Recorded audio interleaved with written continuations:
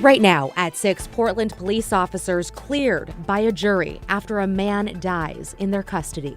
We're going to do a review of all the actions taken by the officers. Plus, the government shutdown has ended, and the U.S. Department of Transportation has frozen flight reductions at only 6%. But some airports, like PDX, are still seeing cancellations, leaving some travelers in a pinch. We were really paranoid that we weren't going to make it, but luckily, we're going to get there. Then, why the people who safely guide planes from wheels up to touchdown say after clearing one crisis, a bigger one is looming. For 3,800 air-certified professional controllers short nationwide. And later, Major League Soccer's schedule shift, aligning with the world's top leagues in the hunt for elite talent.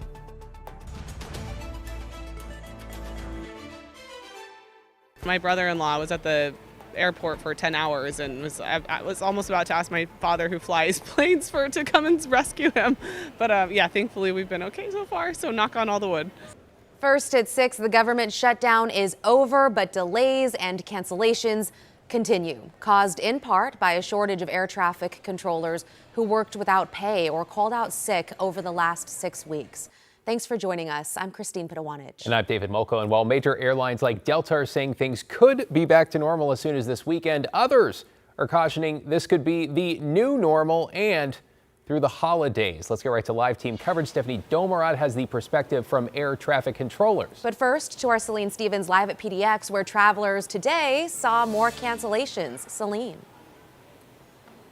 Christine, David, it's been pretty quiet here all day long. TSA lines have been moving pretty smoothly, and those I spoke with remain in good spirits despite some of their flights being canceled. That said, there's been 29 flights canceled here at PDX as of right now, and that's the highest number that they've seen all week.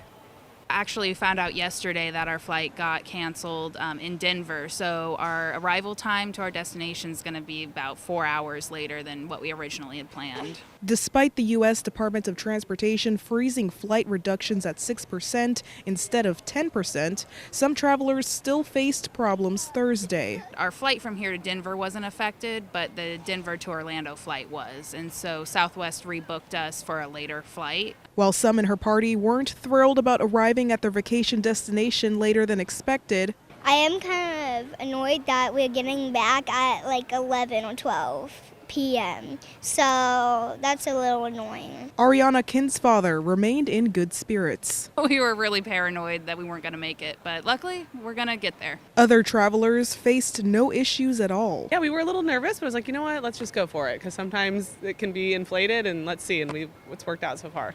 And others, like this woman, were relieved delays or cancellations didn't impact the arrival of her son. We've been worried about it for about a week and a half because it was uncertain whether or not they were going to be able to make it home. Thursday, PDX saw over 25 canceled flights and even more delays, one of the highest amount of cancellations the airport has seen all week. Port of Portland wrote in part in a statement that air traffic reductions continue to impact airports nationwide, including arrivals and departures at PDX, continuing to say all travelers should continue to check directly with their airlines for the most accurate flight information.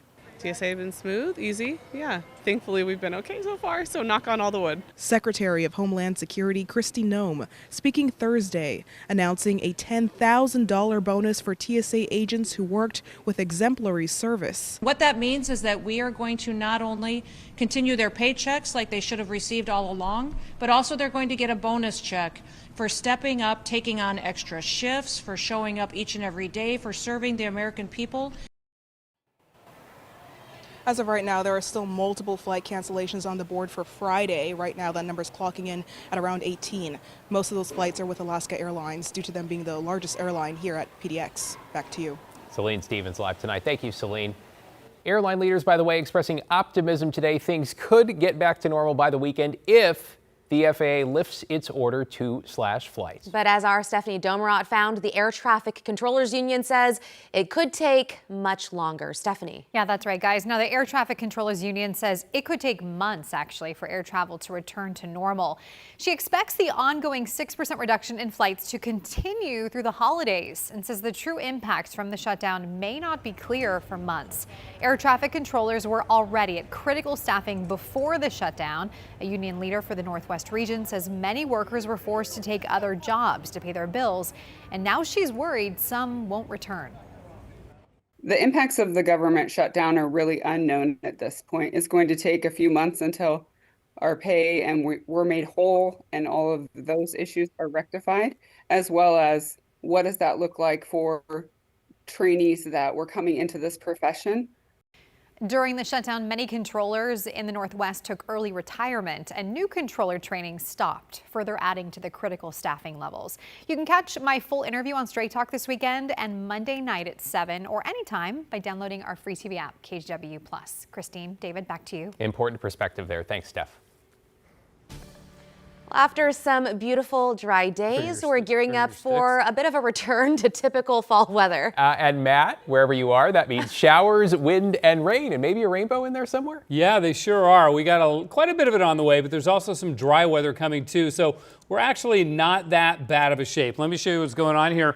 Today, we've had rain, and it's gloomy looking in Portland right now, but that is going to improve as we go through the day tomorrow. So again, it's been a gray one, but we've had breaks, 54 degrees and not raining right now in spite of the fact that you're seeing all that gloom out there. But the upside is rainbows. There's been several of them around the valley. This one up in the Mount Hood National Forest, very, very brilliant, as many of you have sent us pictures.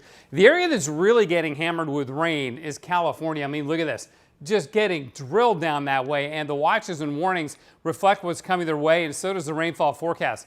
LA, this is over 3.5 inches of rain forecast between now and Monday. Even Death Valley, an inch and a half of rainfall there. Normally dry at Palm Springs, 1 inch to 2 inches of rain there. San Diego, a couple of inches of rain. So this is where the focus of the rain will be on the West Coast. Down to Southern California, the Sierra will get feet of snow as the flow pattern is perfect for them to get quite a bit of snow at high elevations. For us, the rain is just on and off, especially the next couple days, more off than on, to be honest with you. We'll get some breaks. Lower snow levels come our way next week with some steadier rain Sunday night into Monday. We'll have more on that for you guys in a bit. Back to you. Sounds good. Thank you, Matt. In an update tonight, a grand jury has cleared 3 Portland police officers of criminal wrongdoing in a controversial case where a man died while being arrested. A warning, the video you're about to see is graphic. Investigative reporter Kyle Aboshi has been looking into the case. Kyle. Well, the grand jury heard from numerous witnesses, including the responding officers and the medical examiner, and reviewed the body cam footage, which shows the man struggling to breathe. A Multnomah County grand jury cleared Portland police officers of any criminal charges surrounding the in-custody death of 52-year-old Damon Lamar Johnson. Police body cam footage of the June 27th incident shows officers responding to a North Portland apartment. They tried to take Johnson into custody on a mental health-related police hold. The video shows Johnson resisting and struggling with officers. Police eventually got him into handcuffs and restricted his movement. Take a breath. Breathe. Breathe. Breathe. Breathe. You're okay. At one point, officers questioned whether he was breathing. Johnson had been restrained in the same position, face down in handcuffs, for 4 minutes. Damon. Damon. Hey. Damon. Hey, where are the paramedics at? Put him in recovery. Hey, turn him on his side. Medics arrived and provided CPR before Johnson was transported to the hospital, where he died. The medical examiner ruled that Mr. Johnson died from prone restraint cardiac arrest with a contributing cause of acute methamphetamine intoxication. In 2022, our affiliate station in Denver documented 132 prone restraint deaths across the country, costing taxpayers millions of dollars in wrongful death settlements and verdicts. We're going to do a review of all the actions taken by the officers, make sure they're consistent with our training and our policy. Portland police policy is clear. Members shall, when feasible, ensure restrained persons are in a standing, seated, or recovery position, lying on their side. The video shows Damon Johnson face down, in handcuffs, for 4 minutes. The 3 officers involved were placed on administrative leave. They'll soon return to duty, but not on street patrol until the internal police review is complete. Thanks, Kyle. Appreciate your reporting tonight. In your headlines, the city of Portland released an update on its camping enforcement, which resumed November 1st after a pause to focus on ramping up shelter services. From November 6th through 12th, officers visited 44 campsites, reaching 77 people. 60 were in violation of the camping ban. Most got warnings, with just 2 citations issued. Officers also made 12 arrests and served 33 warrants. 14 people accepted shelter services offered on scene. The city says the goal is connecting people to safer options while also enforcing the rules. And staying in Portland, the city is getting $350,000 from Metro to develop a master plan for 82nd Avenue's Eastport Plaza. Metro provided us with this video of the area that has seen years of business closures and crime. The money will help fund community meetings and a concept plan aimed at bringing jobs, housing, and new life to the 40-acre property. The project will be led by Portland's Planning Bureau and the 82nd Avenue Coalition, with support from the plaza's new owners. The director of the Oregon Department of Transportation is stepping down. Chris Strickler has been with the department for 6 years through funding challenges, Labor Day wildfires, and the pandemic. His resignation comes at a time where many transportation projects have either been cut or face an uncertain future. Strickler says this was not an easy decision, but with funding for maintenance and operations secured, now is the time for new leadership to step in. You have strong leaders to continue to carry the work that I've been championing, and they're going to continue to champion that, and that's both on the project as well as in our headquarters. Strickler's last day is January 2nd. The director of Oregon Parks and Recreation will take over in the interim. And Intel has laid off nearly 700 employees. It was back in September, but apparently they waited more than 2 months to notify the state. This round of layoffs was directed at facilities in Aloha and Hillsborough. It's unclear why the filing, though, was delayed. The tech giant slashed thousands of Oregon jobs this year while scrambling to secure federal investment and close a major deal with NVIDIA.